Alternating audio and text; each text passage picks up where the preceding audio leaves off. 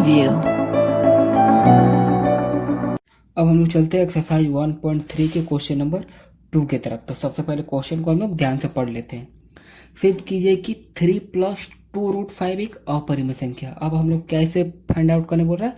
3 + 2√5 को अपरिमेय संख्या find out करने बोल रहा है। तो हम लोग इसमें थोड़ा संख्या को लिख सकते हैं। 3 + 2√5 ये हम लोग का क्वेश्चन नंबर 2 हो गया। अब इसका सॉल्यूशन 1 करते हैं। तो हम लोग पहले ही 1 में बता चुका हूँ। सबसे पहले इसको हम लोग अपरिमेय संख्या को परिमेय संख्या में मानेंगे, जैसे इसका अपोजिट मानेंगे। तो हम लोग बस लिख लेते हैं जो लिखना है। मान लिया कि 3 + 2√5 एक परिमेय संख्या है। परिमेय संख्या है, ठीक। तो हम लोग क्या हो जाएगा? 3 + 2√5 = क्या हो जाएगा? p/q हो जाएगा। p/q परिमेय संख्या का गुण क्या होता है वो भी यहाँ पे थोड़ा सा लिख देंगे। q नॉट इक्वल टू 0 होना चाहिए और p और q का HCF जो आना चाहिए वो 1 आना चाहिए। ये हम लोग का परिमेय संख्या का गुण होता है। परिमेय संख्या हम लोग p/q के फॉर्म में लिख सकते हैं। q नॉट इक्वल टू 0 आना चाहिए, p और q का HCF 1 आना चाहिए, ठीक। तो आप लोग लिख सकते हैं इसको। अब यहाँ पे देखिए ये +3 है, तो ये उधर जाएगा तो क्या हो जाएगा? माइनस हो जाएगा। तो ये हम लोग का हो जाएगा 2√5 = p/q -3 हो जाएगा। ये हो गया -3 हो गया, कोई दिक्कत नहीं। अब यहाँ पे देखिए 2 मल्टीप्लीकेशन में साथ है, तो इधर इक्वल टू के उस साइड जाएगा तो क्या हो जाएगा? डिवाइड में हो जाएगा। √5 = p/q -3/2 हो गया। ये 2 इधर आके डिवाइड में चला गया, ठीक। अब यहाँ पे हम लोग देखते हैं चूंकि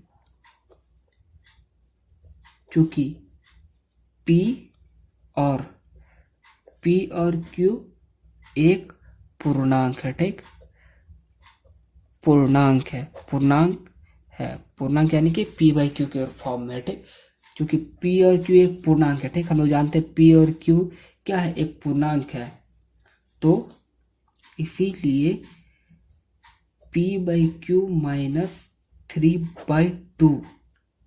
-3/2 एक परिमेय संख्या होगा। एक क्या होगा?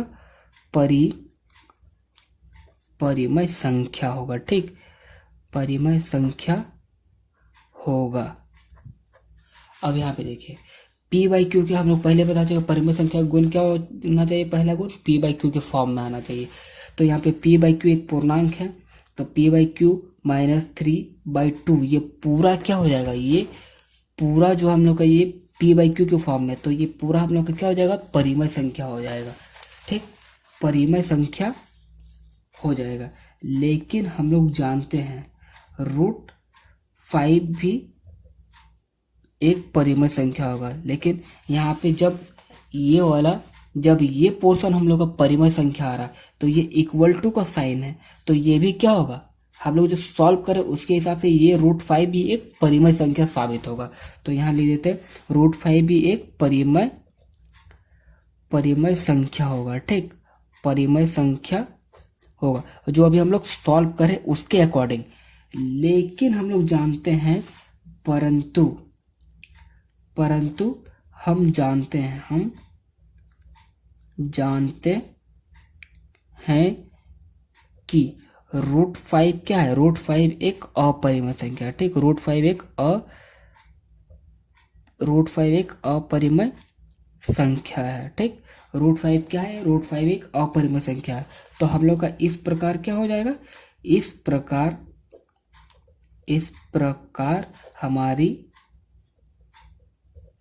हमारी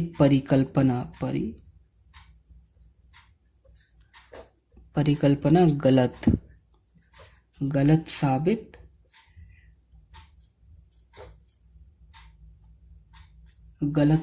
हुई।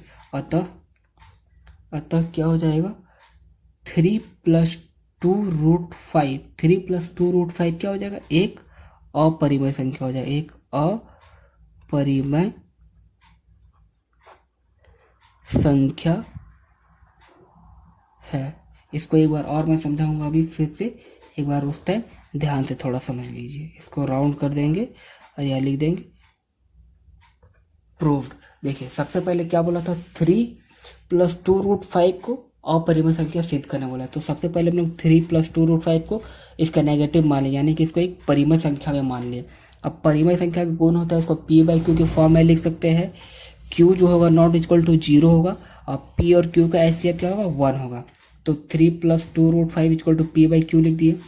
अब 3 प्लस में है तो इधर आएगा तो नेगेटिव माइनस में हो जाएगा, तो 2√5 इक्वल टू p/q -3 हो गया। अब √5 इक्वल टू ये देखिए मल्टीप्लाई में है तो इक्वल टू के इस साइड आएगा तो क्या हो जाएगा, डिवाइड में हो जाएगा। तो p/q -3 डिवाइडेड 2 ये हो गया। अब चूंकि p/q क्या है, एक पूर्णांक है, क्या है, एक पूर्णांक है। तो पूर्णांक क्या होता है, परिमेय संख्या है। तो ये p/q एक पूर्णांक है तो ये पूरा हम लोग का क्या हो जाएगा, परिमेय संख्या हो जाएगा। इसीलिए p/q -3 2 एक परिमेय संख्या होगा। ठीक, अब यहाँ पे देखिए इक्वल टू का साइन है तो ये जितना है उतना ये भी है, तो ये परिमेय संख्या है तो ये भी परिमेय संख्या होगा कि नहीं, √5 भी हम लोग जो सॉल्व करके उसके अकॉर्डिंग।